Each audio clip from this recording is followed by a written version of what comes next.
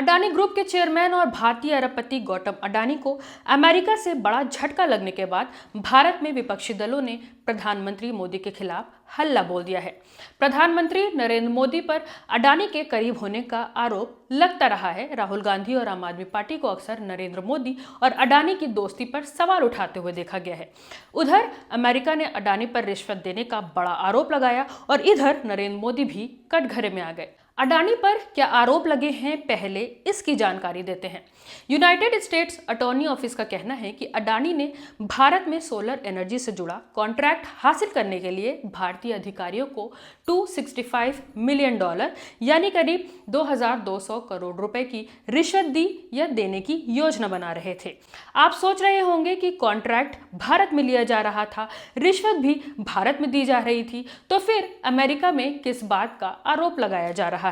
दरअसल अडानी ग्रुप पर आरोप है कि कॉन्ट्रैक्ट हासिल करने के लिए रिश्वत के तौर पर जो पैसे देने थे वो अमेरिकी निवेशकों और बैंकों से लिए गए। यानी रिश्वत के पैसों को जुटाने के लिए उन्होंने अमेरिकी निवेशकों और बैंकों से झूठ बोला।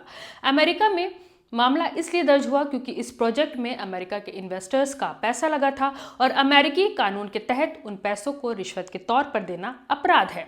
आपको बता दें कि अडानी ग्रुप पर आरोप लगने के बाद अडानी कंपनी के शेयर में बड़ी गिरावट आई, जिससे गौतम अडानी की नेटवर्थ एक दिन में $12.1 बिलियन यानी करीब 1.02 लाख करोड़ रुपए घटकर $57.7 बिलियन यानी 4.87 लाख करोड़ रुपए रह गई।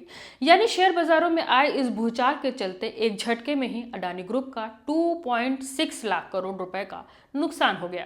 यहाँ पर सोचने वाली बात यह है कि धोखा तो भारतीय निवेशकों के साथ भी हो रहा था, लेकिन भारत में उसकी जांच नहीं हो रही थी। जिस जांच की शुरुआत भारत की एजेंसी सेबी को करना चाहिए था, वो काम अमेरिका की सिक्योरिटी एक्सचेंज एजेंसी कर रही है। अमेरिकन एजेंसी कह रही है कि अडानी ग्रुप ने हिंदुस्तान में क्राइम किया है, लेकिन इंडियन एजेंसी चुप है। ये मामला अमेरिका में 2023 से चल रहा था। FBI भतीजे सागर अडानी को सर्च कर रही थी, समन भेज रही थी। तो क्या भारत सरकार को इसकी खबर नहीं थी? क्या मोदी जी को भी अपने नागरिकों को धोखाधड़ी से नहीं बचाना चाहिए था? अपने नागरिकों के पैसे को धोखाधड़ी में इस्तेमाल होने से नहीं बचाना चाहिए था? अब जब अमेरिका आरोप लगा चुका है और वारंट जारी कर चुका है, इसके बाद भी सवाल यही उठ रहा है कि क्या भारत में क्राइम करने के लिए अडानी को सजा अमेरिका देगा या फिर भारतीय एजेंसी खुद चचा भतीजे को अरेस्ट करके रिश्वत की पूछताछ करेगी? ये पूरा मामला अडानी ग्रुप की company Adani green energy limited और एक दूसरी फर्म कंपनी से जुड़ा हुआ है। 24 अक्टूबर 2024 को न्यूयॉर्क में फेडरल कोर्ट में ये केस दर्ज हुआ था और बुधवार को अमेरिकी कोर्ट ने इसकी सुनवाई की। इस केस में गौतम अडानी, उनके भतीजे सागर अडानी, विनीत एस जैन, रंजीत गुप्ता, साइरिल कैबिनेस, सौरभ अग्रवाल, दीपक मल्होत्रा और रूपेश अग्रवाल को आरोपी बनाया गया है। इस पूरे मामले में गौतम अडानी के अलावा सागर अडानी का भी नाम फोकस में है। थोड़ी सी जानकारी सागर अडानी के बारे में भी देते चलते हैं।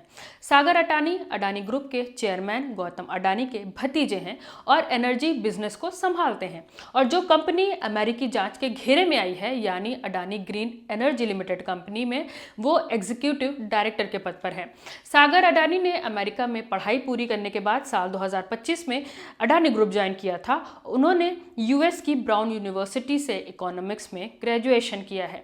अब बड़ा सवाल यही उठता है कि जिन लोगों पर अमेरिका ने आरोप लगाया है, जिन 7 लोगों के नाम तय कर दिए हैं, क्या उनके ऊपर भारत में भी जांच की जाएगी? क्या सेबी उन पर जांच करेगी? ये तो आने वाला वक्त ही बताएगा। मैं हूं रुबान सारी और आप देख रहे थे दिल्ली मीडिया।